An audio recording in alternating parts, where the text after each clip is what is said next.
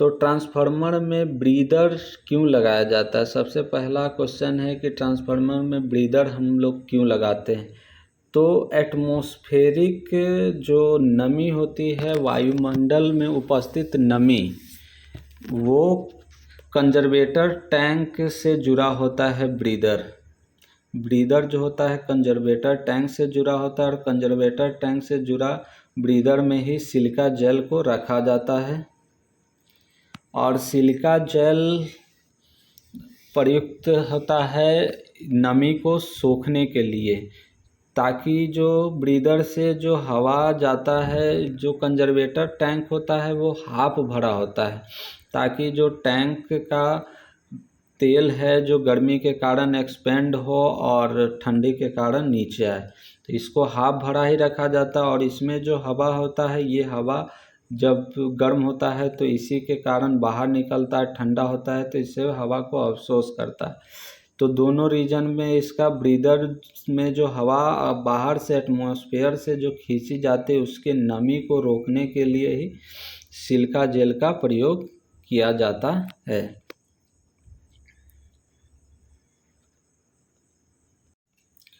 तो silica gel का प्रयोग जो है इसीलिए किया जाता है। ट्रांसफार्मर में लगे ब्रीदर में प्रयुक्त रसायन जो होता है वो सिलिका जेल होता है।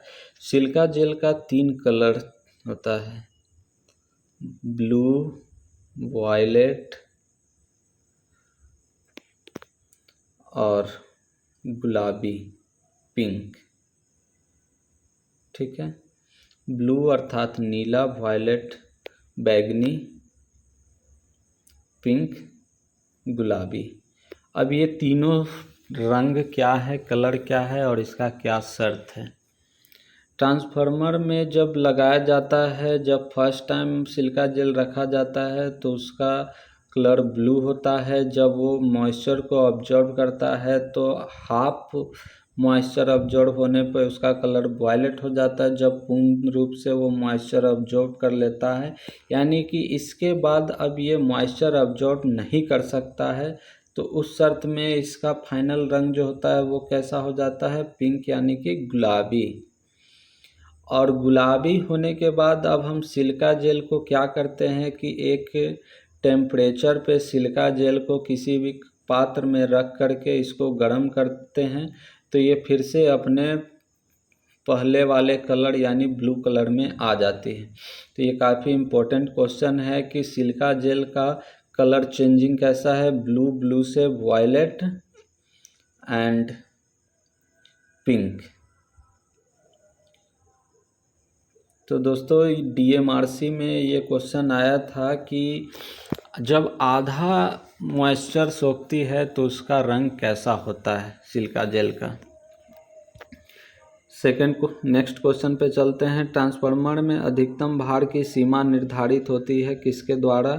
ट्रांसफार्मर कितना लोड ले सकता है वो वोल्टेज रेशियो के द्वारा ही निकाला जाता है। ठीक है, ये याद रखिएगा। ट्रांसफार्मर का अधिकतम भार की सीमा निर्धारित होती है किसके द्वारा? तो वोल्टेज रेशियो के द्वारा। सीटी की द्वितीय कुंडली की क्षमता सदैव होती है, ये फिक्स्ड टर्म है, ये आपको याद रखना होगा कि सीटी यानी कि करंट ट्रांसफार्मर। बड़े बड़े लाइनों में हम लोग मल्टीमीटर यानी कि वोल्ट मीटर और अमीटर का प्रयोग नहीं कर सकते। ठीक है, तो बड़े बड़े जहाँ पे करंट की मात्रा अधिकतम होती है तो वहाँ पे हम अमीटर का प्रयोग नहीं कर सकते हैं। तो इस कारण से सीटी को लगाया जाता है, करंट ट्रांसफार्मर को लगाया जाता है। तो करंट ट्रांसफार्मर के सेकेंडरी वाइंडिंग की क्षमता सदैव कितनी होती है? तो 5 एम्पियर होती है। नेक्स्ट क्वेश्चन पे चलते हैं। करंट ट्रांसफार्मर की प्राथमिक उस परिपथ जिसकी धारा मापनी जाती है उससे कैसे संयोजित होती है? तो आप सिंपल से 2 टर्म याद रख सकते हैं, सीटी और पीटी। ठीक है, सीटी को हम लोग करंट मापने के लिए प्रयोग करते हैं और पीटी को वोल्टेज मापने के लिए। सीटी जो है सदैव प्राइम श्रेणी में सीरीज में कनेक्ट होंगे और पीटी जो है वो पैरेलल में कनेक्ट होंगे। जैसा कि अमीटर और वोल्ट मीटर के शर्त में होता है। सेम यही चीज़ इसमें भी आएंगे। वोल्टेज ट्रांसफार्मर की द्वितीय कुंडली की दक्षता प्राय होती है, ये टर्म भी आपको याद रखना है कि जो वोल्टेज ट्रांसफार्मर होते हैं, पोटेंशियल ट्रांसफार्मर, उसके सेकेंडरी की क्षमता कितनी होती है? 110 वोल्ट होती है। और सीटी जो होते हैं स्टेप अप होते हैं और पीटी जो होते हैं स्टेप डाउन होते हैं। आप देख सकते हैं। नेक्स्ट क्वेश्चन पे आते हैं। 132 केवी स्टार की वोल्टता मापने के लिए उपयुक्त पीटी की दक्षता क्या होगी?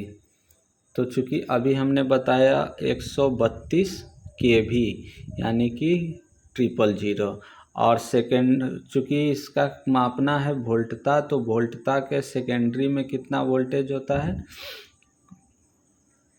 जो पोटेंशियल ट्रांसफार्मर होता है उसके सेकेंडरी में 110 वोल्ट होता है। अगर करंट ट्रांसफार्मर की बात रहती तो उसके सेकेंडरी में कितना वोल्ट होता है? 5 एम्पियर। कितना एम्पियर होता है? 5 एम्पियर। नेक्स्ट क्वेश्चन पे चलते हैं। आवृत्ति बढ़ने पर ट्रांसफार्मर में निर्गत वोल्टता जो होती है क्या होगी? तो बढ़ती है। इसको हम फार्मूला से देखते हैं, जो कि हमारा फार्मूला था वोल्टता बराबर 4.445 मैक्सिमम F इंटू N। अब चूँकि क्वेश्चन है कि आवृत्ति बढ़ने पर, तो जैसे ही फ्रीक्वेंसी बढ़ेगा तो वोल्टेज का मान जो है बढ़ेगा, यानी कि जो हमारा वोल्टेज जो होता है ट्रांसफार्मर का वो डायरेक्टली प्रोपोर्शनल होता है 5 मैक्सिमम के, फ्रीक्वेंसी के और नंबर ऑफ टर्न के। नेक्स्ट क्वेश्चन पे हम चलते हैं। प्राथमिक एवं द्वितीयक कुंडलन के मध्य दूरी बढ़ाने से निर्गत वोल्टता जो होती है वो कम हो जाती है, यानी कि जो प्राइमरी वाइंडिंग है और सेकेंडरी वाइंडिंग है इसके बीच की दूरी को अगर बढ़ाया जाएगा तो उसका जो आउटपुट वोल्टेज जो है वो कम हो जाएगा। इसलिए ट्रांसफार्मर में जो कुंडली होती है लगभग पास में ही रखी जाती है।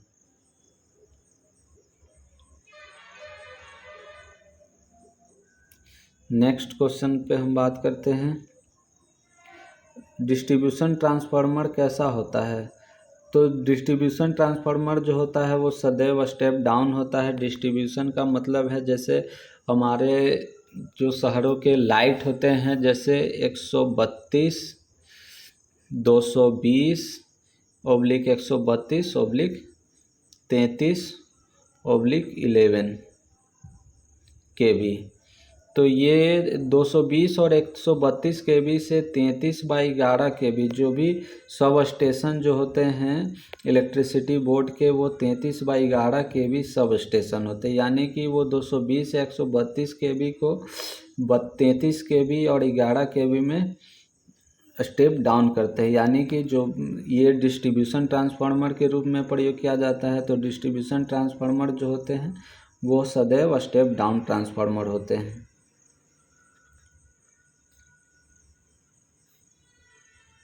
नेक्स्ट क्वेश्चन पे हम चलते हैं।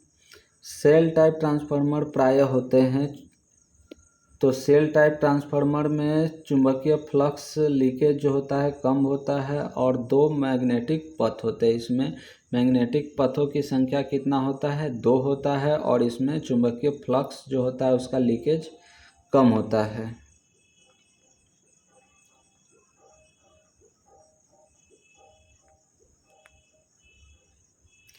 और कोर प्रकार के ट्रांसफार्मर में लीकेज की संख्या जो होती है वो ज़्यादा होती है। तो इस वीडियो में इतना ही। आगे हम बात करेंगे नेक्स्ट क्वेश्चन पे अगले वीडियो में, क्योंकि वीडियो काफ़ी लंबा होने जा रहा है। तो आप अपने सिलेबस की तैयारी इसी प्रकार करते रहें।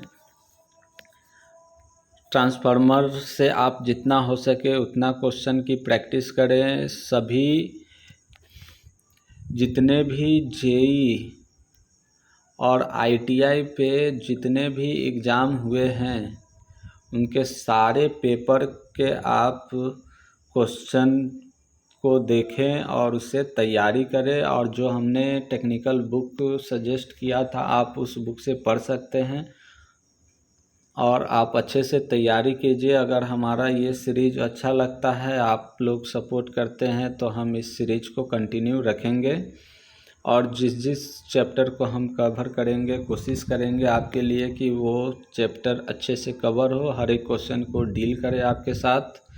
और इसके साथ हमें भी बहुत कुछ सीखने को मिलेगा। तो इस वीडियो में इतना ही दोस्तों। अगर ये वीडियो आपको पसंद आती है तो आप इस वीडियो को अपने दोस्तों के साथ शेयर करें, हमारे चैनल को सब्सक्राइब करें। धन्यवाद।